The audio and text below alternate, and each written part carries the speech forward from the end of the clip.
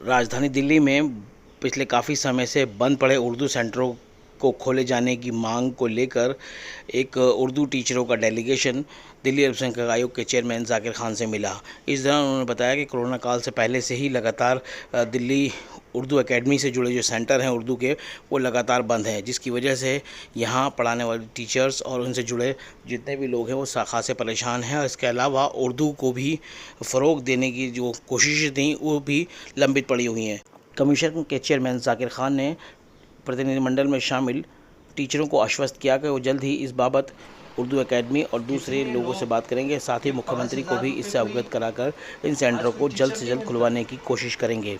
अगर आप 10 student 20 students को उर्दू पढ़ा रहे हैं तो इसका मतलब ये नहीं है कि आप अपने किसी पैसों के लालच से पढ़ा रहे हैं, किसी मजहब की मोहताज नहीं है। आप ये समझ के नहीं पढ़ा रहे कि उर्दू जो मुसलमानों की है, आप सिर्फ इसलिए पढ़ा रहे हैं उर्दू कि उर्दू में जो तासीर है, वो मिठास है, जो दिलों को जोड़ने की बात करती है, वो किसी और के अंदर नजर नहीं आती।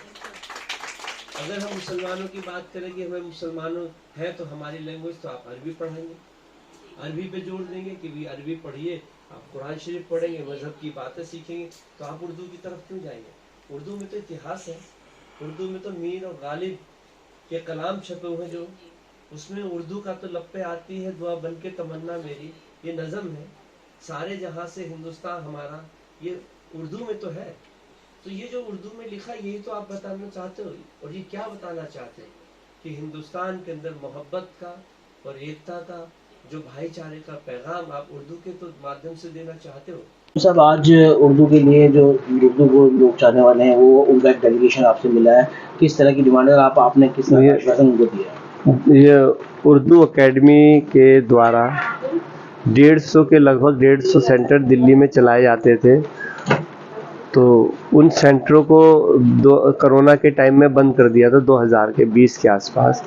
ये जो यहाँ पे बैठे हैं ये टीचर्स हैं जो उन सेंटरों को चलाते थे, और ये इनका अपना घर भी होता था, अपने बिजली का भी होता, साफ सफाई का भी होता था, और पढ़ाने का भी इनका सारा जिम्मेदारी होती थी। तो इसमें इन्हें 5,000 रुपये मिलते थे।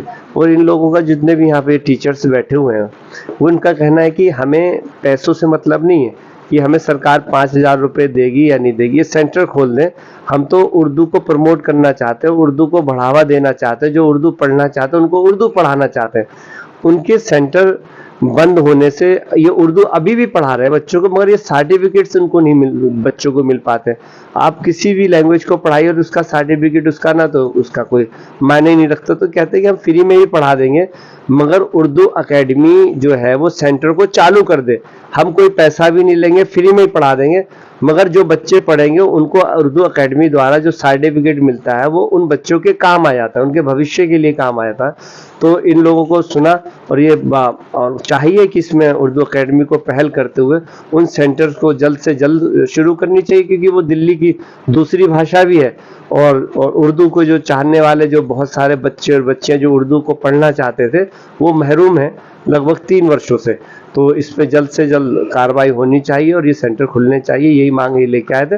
और मैं इनको आश्वासन भी दिया कि मैं उर्दू एकेडमी के जो सेक्रेटरी साहब हैं उनसे भी बात करूंगा कि ये सेंटर क्यों बंद है और क्यों नहीं खोले जा रहे। चेयरमैन साहब, आपने ये मामला ये आपके पास पहले भी आया था, और खुद जो है आपने जो वाइस चेयरमैन है उनसे भी मुलाकात करी थी, वो आए भी थे आपसे मुलाकात करने, और आपने उस दिन भी उनसे ये बात कही थी कि भाई लोग परेशान हैं, सेंटरों को खुलना चाहिए। क्या वजह मान रहे हैं, क्या कारण है कि ये इसमें जो है कोई कार्रवाई नहीं हो पा रही और ये सेंटर? देखिए, ये जो सेंटर नहीं खुल पा रहा है, ये इसके उर्दू एकेडमी ही उसको अच्छी तरीके से बता सकती है। तो इस पे हम उर्दू एकेडमी से बातचीत करेंगे और पूछेंगे इसकी कारण क्या है। तो स्पष्टता जब ही आएगी सामने की, जब वो उर्दू एकेडमी स्वयं इसको बताएगी। ठीक, ऐसे पकड़ लीजिए।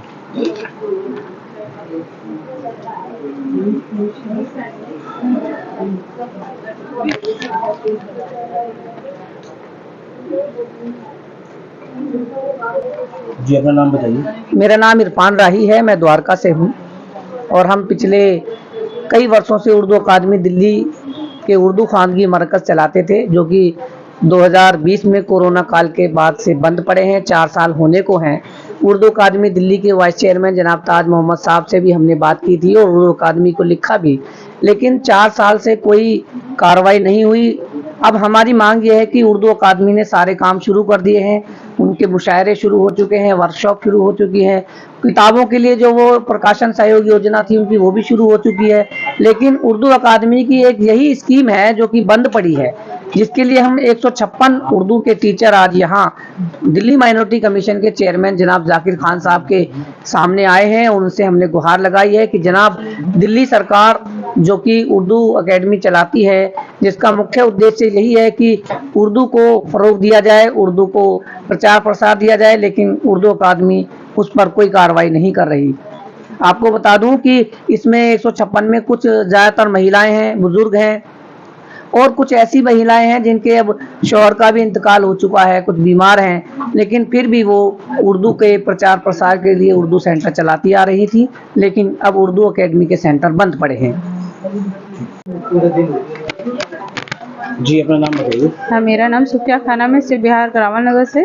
आप भी उर्दू सेंटर में जी, उर्दू सेंटर हम 2004 से मतलब इसमें जुड़े हुए हैं, लगातार चला रहे हैं। लेकिन 2020 से जो कोरोना काल से हमारा सेंटर बंद हुआ है, तो अब तक उसके लिए कोई भी मैसेज नहीं है कि कब खुलेगा, क्या खुलेगा। कई जगह हम लोग मिल चुके, कोई नहीं। और सब ज़रूरतमंद लेडीज़ हैं यहाँ पर। तो आज आप कहाँ पहुँचे थे? आज उर्दू माइनॉरिटी ऑफिस आए हम लोग। Minority commission. जी जी जी। तो क्या कहा चेयरमैन साहब ने? चेयरमैन साहब ने बहुत दिलासा दिया है और कहा कि इसको आगे तक पहुंचाएंगे। हम लोगों को बताया कि आप लोग ने इतना टैलेंटेड हैं, लेडीज़ बहुत मतलब पढ़ी लिखी हैं और इन लोगों को ज़रूरत भी है, लोगों को उर्दू की भी ज़रूरत है, तो उसको आगे तक पहुंचाएंगे। इन बातों को आगे तक पहुंचाने के लिए दिलासा दिया है।